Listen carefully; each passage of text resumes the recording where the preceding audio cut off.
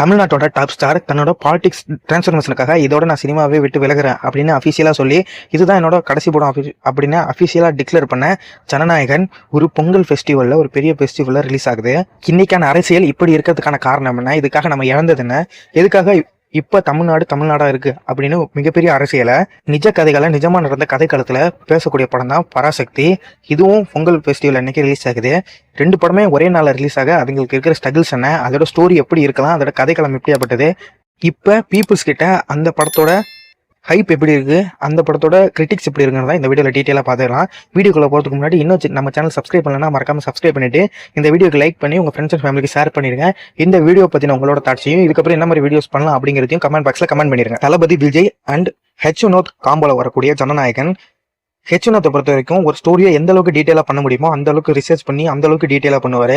And இது ஒரு political ஸ்டோரிங்கிறனால இதுக்கான ஹைப் ஜென்ரல் ஆடியன்ஸ் கிட்ட ஒரு டீசெண்டாகவே இருக்குன்னு சொல்லலாம். அதுவே விஜய் ஃபேன்ஸ் கிட்ட இது ரொம்பவே அதிகமா இருக்கு. பிகாஸ் இது ஒன் லாஸ்ட் டைம் அப்படின்னு ப்ரொமோட் பண்ணக்கூடிய ஒரு படம். எப்படி ஒரு போலீஸ்மேன், ஒரு சின்சியரான காப்பா இருக்கக்கூடிய ஒருத்தர் பார்ட்டிஸ்குள்ள வந்து எப்படி ஒரு சிஎம் ஆகுறாரு அப்படிங்கிறத ஒரு டீட்டெயிலான ஸ்டோரியா இதுல இருக்கலாம். அண்ட் இந்த படத்துல எந்த அளவுக்கு அரசியல் பேச போறாங்க அப்படிங்கிறது தெரியல. இந்த அரசியலை பொறுத்து இந்த படத்துக்கான விஷயங்களும் மாறும். இது ஒரு பொலிட்டிக்கல் ஆக்ஷன் மூவி. இந்த படத்துல கண்டிப்பா அரசியல் இருக்க போது. இப்ப ஆப்போசிட்ல எஸ்கே, ரவிமோகன், அதர்வா இவங்க 3 பேரையும் வச்சு சுதா கொங்காராவோட பராசக்தி எப்படி ஜனநாயகன் அந்த படத்துல அரசியல் இருக்குமோ இந்த படத்தை பொறுத்த வரைக்கும் அரசியல் தான் படமே. எதுக்காக மெட்ராஸ் மாகாணம் தமிழ்நாடு ஆட்சி, தமிழ்நாடு ஏன் தமிழகமாகாம இருக்கு, எதுக்கு நம்ம இந்தி திணிப்பை எதிர்க்கிறோம், திராவிட கழகம் எப்படி இங்க ரூல் பண்ணிட்டு இருக்கு, திராவிடம் அப்படின்னா என்ன, டிஎம்கேவோட ரைஸ் எந்த மாதிரி இருந்தது, அதுக்காக நம்ம விட்ட உயிர்கள் எத்தனை, ஹிந்தி திணிப்பு போராட்டம் அப்படின்னு பல விஷயங்களை பேசக்கூடிய ஒரு படம் தான் பராசக்தி. பேர்பட்ட பிக்கஸ்ட் பாலிடிக்ஸை அந்த படம் பேச போது இந்த படத்துல நடிக்கிற ஆக்ட்ரஸுக்கும் அது ஒரு பெரிய ரிஸ்க்குன்னு தான் சொல்லணும். இந்த படம் நல்லா இருந்து நல்லா ரீச் ஆச்சுன்னா நார்த் சைடு இதுக்கப்புறம் அந்த ஆக்டர்ஸோட எந்த படம் ரிலீஸ் ஆனாலும் அந்த சைடு கலெக்ஷன் ஆகட்டும், ரிவ்யூஸ் ஆகட்டும் கம்மியாக தான் வரப்போகுது. இந்த மாதிரியான ரிஸ்க்ல வச்சு தான் இந்த படமும் மேக் பண்றாங்க. இந்த மாதிரி படத்துல அரசியல் பேசக்கூடிய ஒரு படம், அரசியலே படமா பேசக்கூடிய ஒரு படம்னு 2 பிக்கஸ்ட் மூவிஸ் ஒரு நல்ல ஹைப்லேயே ரிலீஸ் ஆகுது. ப்ராப்ளம் ஸ்டார்ட் ஆகிறதும் 2 படமும் ஒரே டேட்ல ரிலீஸ் ஆகிறது தான் நம்ம எல்லாருக்குமே நல்லாவே தெரியும். இப்போ தளபதி விஜயோட டிவிகே பார்ட்டி யாருக்கு அகேன்ஸ்டாக நிற்கிறாங்கன்னு. அண்ட் இப்போ அகேன்ஸ்டாக ரிலீஸ் ஆகக்கூடிய படமும் அந்த பார்ட்டியோட ரைஸை தான் பேச போகுது.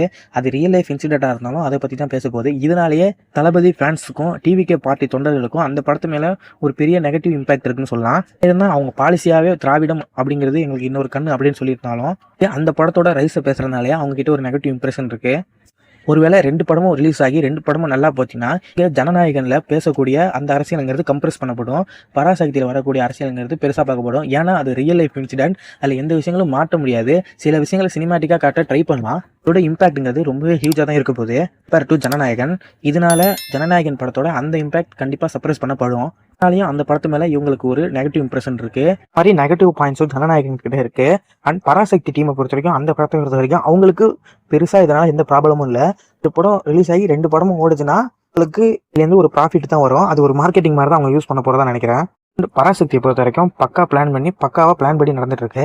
ஷூட்டே முடிச்சுட்டாங்க, அப்டேட்ஸும் இருக்காங்க, கன்சிஸ்டன்டியா கொடுத்துட்டு இருக்காங்க. இதுக்கப்புறம் அப்டேட்ஸ் நிறைய வர ஆரம்பிக்கும். அப்போ ஒரு நல்ல ஹைப்ல ரிலீஸ் பண்ணுவாங்க. ஜனநாயகம் கிட்ட வரும்போது இங்க எல்லாம் நடக்கிறது அந்த படத்துல ரிஃப்ளெக்ட் ஆகும். பார்ட்டிஸ்ல ஏதாவது மிஸ்டேக் ஆச்சுன்னா அந்த படத்துலயே அந்த ரிலீஸ் டேட் ஆகட்டும், அப்டேட் ஆகட்டும் தள்ளி போகும். அதுதான் நடந்துட்டு இருக்கு. பார்ட்ஸ்ல நல்லா இருந்ததுன்னா அந்த படத்தோட அப்டேட்ஸ் ப்ராப்பரா வந்துட்டு இருக்கும். இந்த மாதிரியான பாலிடிக்ஸ் ப்ராப்ளமும் ஜனநாயகன் மேல இருக்கு. என்னதான் பாலிடிக்ஸ் பேசினாலும் சக்தி மேல அந்த மாதிரி ப்ராப்ளம்ஸ் கிடையாது. ஏன்னா அது வெறும் சினிமாவா தான் வரப்போகுது. இப்படி 2 படமே ஒரு நல்ல படமா ரிலீஸ் ஆகணும். 2 படமும் எந்த அளவுக்கு டீடைலிங்கா இருக்கு, படத்தோட ஸ்டோரிஸ் எப்படி இருக்கு அப்படின்னு நம்ம வெயிட் பண்ணி பார்க்கலாம். எந்த படத்துக்கு ஹைப்போட வெயிட் பண்றீங்க அப்படிங்கறது கமெண்ட் பாக்ஸ்ல கமெண்ட் பண்ணிட்டு இந்த மாதிரியான வீடியோஸ் சொன்னா நம்ம சேனல் மறக்காம சப்ஸ்கிரைப் பண்ணி இந்த வீடியோக்கு லைக் பண்ணி